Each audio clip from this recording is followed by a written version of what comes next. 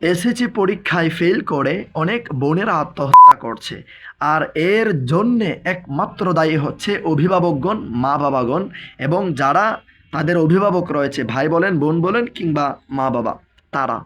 কেননা তারা ছেলে মেয়েদেরকে এত চাপ দেয় যে এবার পরীক্ষার মধ্যে ফেল করিস, এবার বোঝাবো তোকে, এবার ফেল করিস, ফেল করলেই বিয়ে দিয়ে দেবো, ফেল করিস এই করব সেই করব, এন তেন, এত চাপ দেন। ছি ছি ছি ছি ছি ছি ছি।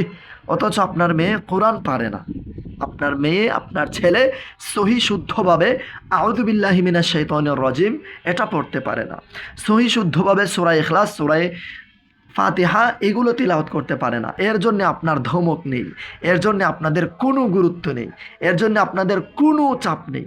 আরে আত্মহত্যা করে মরে যাওয়া উচিত ছিল আপনাদের, যে আপনারা সঠিকভাবে এদেরকে কোরআন তিলাওয়াত শিক্ষা দিতে পারছেন না। আত্মহত্যা তখন করা উচিত ছিল যে আমি কোরআন শিখতে পারি না, আমার মরে যাওয়া উচিত। কেন আমি আল্লাহর কোরআন শিখতে পারি না? দুনিয়ার সব কিছু শিখতে পারি, কেন আল্লাহর কোরআন শিখতে পারি না?